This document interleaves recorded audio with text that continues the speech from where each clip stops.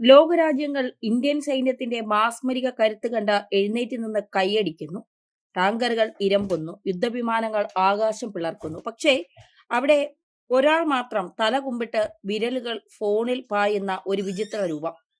രാഹുൽ ഗാന്ധി. രാജ്യമുണർന്നിരിക്കുമ്പോൾ രാഹുൽ ഗാന്ധി ഏത് ലോകത്താണ്, ആരുടെ കൂടെയാണ്?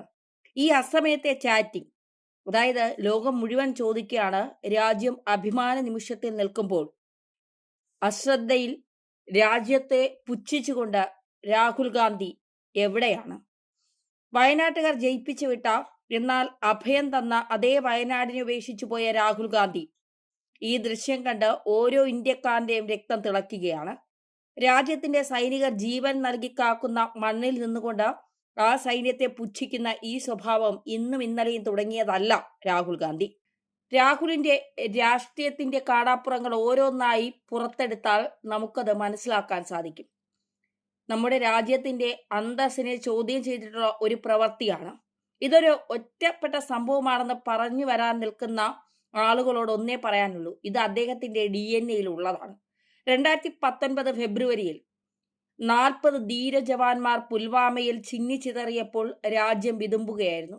പാർലമെന്റിൽ ഇവർക്ക് വേണ്ടി അനുശോചനം രേഖപ്പെടുത്തുമ്പോൾ രാജ്യം മുഴുവൻ എഴുന്നേറ്റ് നിന്ന് മൗനം പാലിക്കുമ്പോൾ ഈ മനുഷ്യൻ തന്റെ ഫോണിൽ തിരക്കിലായിരുന്നു. എന്ത് സന്ദേശമാണ് ആ 40 ജവാന്മാരുടെ ജീവനേക്കാൾ വലുത് രാഹുൽ ഗാന്ധിക്ക് പറയാനുണ്ടായിരുന്നത്? സൈനികരുടെ രക്തത്തിന് ഇദ്ദേഹം നൽകുന്ന വില ഇതാണോ? ഒരിക്കലല്ല, പല തവണ ഇത് ആവർത്തിച്ചു. അന്നത്തെ രാഷ്ട്രപതി രാംനാഥ് കോവിന്ദ് സൈന്യത്തിന്റെ ശൗര്യത്തെക്കുറിച്ച് പാർലമെന്റിൽ പ്രസംഗിക്കുമ്പോൾ ഇദ്ദേഹം ഇരിപ്പിടത്തിലിരുന്ന ഫോണിൽ കൊത്തിക്കൊണ്ടിരുന്നു. ഒരു രാഷ്ട്രത്തലവൻ സംസാരിക്കുമ്പോൾ പാലിക്കേണ്ട മിനിമം മര്യാദ പോലും ഇല്ലാത്ത ഈ മനുഷ്യനാണോ ഇന്ത്യയുടെ ഭാവി പ്രധാനമന്ത്രിയായി കോൺഗ്രസുകാർ ഉയർത്തിക്കാട്ടുന്നത്? നിങ്ങളൊന്ന് ആലോചിച്ചു നോക്കണം. നമ്മുടെ അതിർത്തിയിൽ മഞ്ഞിലും വെയിലിലും ഉറങ്ങാതെ കാവൽ നിൽക്കുന്ന ജവാന്മാർ. ഈ ദൃശ്യം കാണുമ്പോൾ അവരുടെ മനസ്സ് എത്രമാത്രം വേദനിക്കും. തന്റെ ജീവനേക്കാൾ വില കൽപ്പിക്കാത്ത ഒരു നേതാവിനെയാണോ ഞങ്ങൾ സംരക്ഷിക്കുന്നത് എന്ന് അവർ ചിന്തിച്ചു പോയാൽ അവരെ കുറ്റം പറയാനാകുമോ?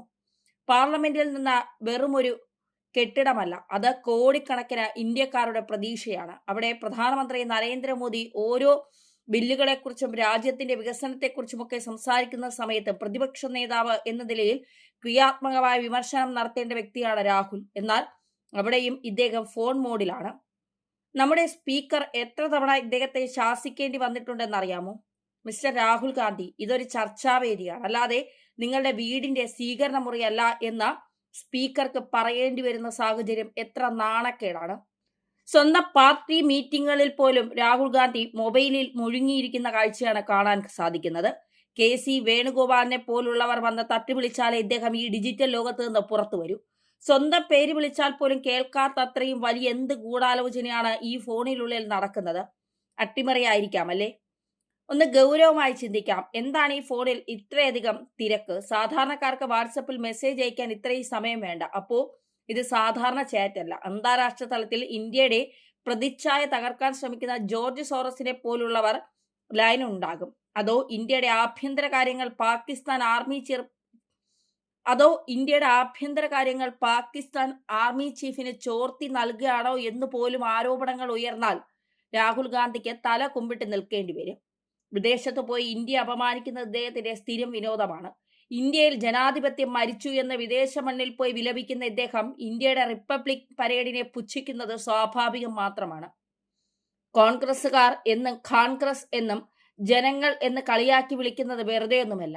ഒരു വിദേശിക്ക് എങ്ങനെയാണ് ഭാരതത്തിന്റെ ആത്മാവ് മനസ്സിലാകുക?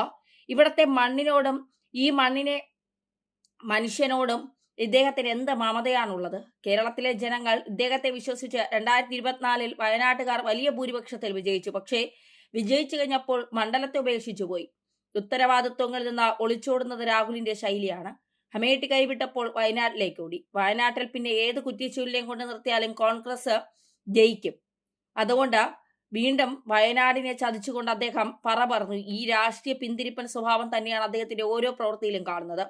ജോലിയിലോ രാഷ്ട്രീയത്തിലോ ഒരു ഗൗരവമില്ലാത്ത രാഹുൽ ഗാന്ധി, പ്രിയപ്പെട്ട സുഹൃത്തുക്കളെ, നമുക്ക് വേണ്ടത് ഫോണിൽ കുത്തിയിരിക്കുന്ന ഒരു നേതാവിനെ അല്ല, മറിച്ച് രാജ്യത്തിന്റെ ഓരോ തുടുപ്പും അറിയുന്ന, സൈനികരുടെ വീര്യത്തിൽ അഭിമാനിക്കുന്ന, പാർലമെന്റിൽ ഉണർന്നിരിക്കുന്ന ഒരു നേതാവിനെയാണ്. ഇന്ത്യയെ മുറിക്കാനും തകർക്കാനും ശ്രമിക്കുന്ന ശക്തികളുടെ കയ്യിലെ കളിപ്പാവയായി രാഹുൽ ഗാന്ധി മാറുമ്പോൾ നമ്മൾ നിശബ്ദരായിരിക്കരുത്. ഇന്ത്യയുടെ സൈന്യത്തെ ബഹുമാനിക്കാത്തവർ ഇവിടത്തെ ഭരണാധികാരിയാകാൻ യോഗ്യരല്ല. പബ്ലിക് മീറ്റിംഗിലും പാർലമെന്റിലും റിപ്പബ്ലിക്കിലും ഫോണും നോക്കിയിരിക്കുന്ന രാഹുൽ ഗാന്ധി ഇറ്റലിയിലേക്ക് വണ്ടി കയറ്റി അയക്കേണ്ട സമയം എന്നേ അതിക്രമിച്ചിരിക്കുന്നു. ഇനി അത് ചിന്തിക്കേണ്ട സമയം കഴിഞ്ഞിരിക്കുന്നു എന്നുള്ളതാണ്. രാഹുൽ ഗാന്ധി എന്ന ഈ വ്യക്തി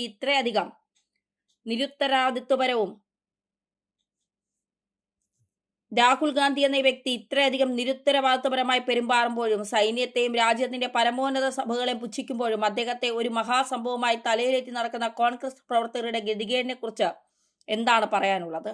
ഒരു കാലത്ത് ഇന്ത്യ ഭരിച്ചിരുന്ന പ്രഗത്ഭരായ നേതാക്കൾ നേതൃത്വം നൽകിയ പഴയ കോൺഗ്രസ് ഇന്ന് വെറുമൊരു രാഹുൽ ഗാന്ധി അസോസിയേഷനായി മാറിയിരിക്കുന്നു. സ്വന്തമായി ചിന്തിക്കാൻ ശേഷിയുള്ള നേതാക്കൾ ആ പാർട്ടിയിൽ അവശേഷിക്കുന്നില്ല.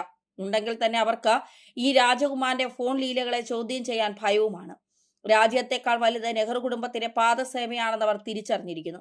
പാർലമെന്റിൽ അദ്ദേഹം ഉറങ്ങുമ്പോൾ അത് ധ്യാനമാണെന്ന് പറയുന്ന, അദ്ദേഹം വിദേശത്ത് പോയി രാജ്യത്തെ ഒറ്റിക്കൊടുക്കുമ്പോൾ അത് വിദേശ നയമാണെന്ന് വാദിക്കുന്ന അടിമക്കൂട്ടമായി കോൺഗ്രസ് മാറിയിരിക്കുന്നു. സ്വന്തം പാർട്ടി മീറ്റിംഗിൽ പേര് വിളിച്ചാൽ പോലും കേൾക്കാത്ത, എപ്പോഴും ഫോണിൽ കുത്തിയിരിക്കുന്ന ഒരാളെ രാജ്യത്തിന്റെ രക്ഷകനായി ഉയർത്തിക്കാട്ടാൻ ഇവർക്ക് എങ്ങനെ സാധിക്കുന്നു? അത്രത്തോളം അതപ്പതിച്ചോ കോൺഗ്രസിന്റെ ഭാരതത്തിന്റെ പാരമ്പര്യത്തെ സംസ്കാരവും? വിദേശിയിൽ ജനിച്ച വിദേശ ചിന്താഗതിയുമായി നടക്കുന്ന ഒരാളെ ജനാധിപത്യത്തിന്റെ കാവൽക്കാരനായി ഇവർ വാഴ്ത്തിക്കാട്ടുമ്പോൾ സത്യത്തിൽ പരിഹാസരാകുന്നത് ഈ അണികൾ തന്നെയാണ്. അതിനേക്കാൾ കഷ്ടം ഇപ്പോഴും ഇദ്ദേഹത്തിന്റെ പൊള്ളയായ ആരോപണങ്ങളെ കണ്ണടച്ച് വിശ്വസിക്കുന്ന ഒരു വിഭാഗം വോട്ടർമാരുടെ കാര്യം കൂടിയാണ്. വയനാട്ടിലെ ജനങ്ങളെ തന്നെ നോക്കൂ. വഞ്ചിച്ചുകൊണ്ട് പടിയിറങ്ങിയ നേതാവിനെ വീണ്ടും തലയിലേറ്റി നടക്കാൻ ഇവർക്കൊന്നും ലജ്ഞയില്ലേ? രാജ്യത്തിന് വേണ്ടി ജീവൻ ബലികഴിപ്പിച്ച സൈനികരെ ആദരിക്കാൻ സമയമില്ലാത്ത, ഫോണിൽ ചാറ്റ് ചെയ്യാൻ ദിവസവും മണിക്കൂറുകളും മാറ്റിവെക്കുന്ന ഈ നേതാവിന്റെ വാക്കുകൾ വേദവാക്യമായി സ്വീകരിക്കുന്നവർ സ്വയം ചോദിക്കേണ്ട ഒരു ചോദ്യമുണ്ട്: നിങ്ങളുടെ വിവേകം എവിടെ പോയി? ഇന്ത്യ വികസനത്തിന്റെ പുതിയ പാതയിലൂടെ കുതിക്കുമ്പോൾ, ലോകം മുഴുവൻ ഭാരതത്തെ ഉറ്റുനോക്കുമ്പോൾ, കേവലം ഒരു ഫോൺ അഡിക്റ്റായ നേതാവിന്റെ വാചക കസർത്തിൽ വീണുപോകാൻ എങ്ങനെ സാധിക്കുന്നു? അതും വിഡിത്തം മാത്രം വിളമ്പിക്കൊണ്ട് കേട്ടിരിക്കാൻ നിങ്ങൾക്ക് എങ്ങനെ സാധിക്കുന്നു? രാഹുൽ ഗാന്ധി ഉന്നയിക്കുന്ന ഓരോ ആരോപണങ്ങളും തെളിവുകളില്ലാത്ത വെറും കെട്ടുകഥകളാണെന്ന് കോടതികൾ പോലും പലതവണ വ്യക്തമാക്കിയതാണ്. എന്നിട്ടും രാഹുൽ ഗാന്ധി എന്തു പറഞ്ഞാലും അത് വിശ്വസിക്കാൻ തയ്യാറായി നിൽക്കുന്നവർ രാജ്യദ്രോഹികളെക്കാൾ അപകടകാരികളാണ്. ഇദ്ദേഹത്തെയൊക്കെ ഭാവി പ്രധാനമന്ത്രിയായി അവർ ഉയർത്തിക്കാട്ടുന്നു. ഭാരതത്തിന് എത്രയേ നിലവാരമുള്ളൂ. രാഹുൽ ഗാന്ധിയുടെ പല കാര്യങ്ങളും നമുക്കൊരിക്കലും അംഗീകരിക്കാൻ കഴിയാത്തത് തന്നെയാണ്. കാരണം രാഹുൽ ഗാന്ധി എന്താണ്, എപ്പോഴാണ്, എവിടെയാണ്, എങ്ങനെയാണ് പറയുന്നതെന്ന് ഇപ്പോഴും കോൺഗ്രസ്സുകാർക്ക് പോലും അതിശയമാണ്. വാ തുറന്നാൽ വിഡ്ഢിത്തം മാത്രം വിളമ്പുന്ന, നേതൃപാടവമോ എല്ലാവരെയും ഒത്തൊരുമിച്ച് കൊണ്ടുപോകാനുള്ള ഒരു പാഠവുമോ ഇല്ലാത്ത രാഹുൽ ഗാന്ധിയാണ് കോൺഗ്രസ്സുകാർ ഭാവി പ്രധാനമന്ത്രിയെ ഇങ്ങനെ ഉയർത്തിക്കാട്ടുന്നതെന്ന് പറയുമ്പോൾ കോൺഗ്രസിനോട് ലജ്ഞയല്ലാതെ മറ്റൊന്നും തോന്നുന്നു.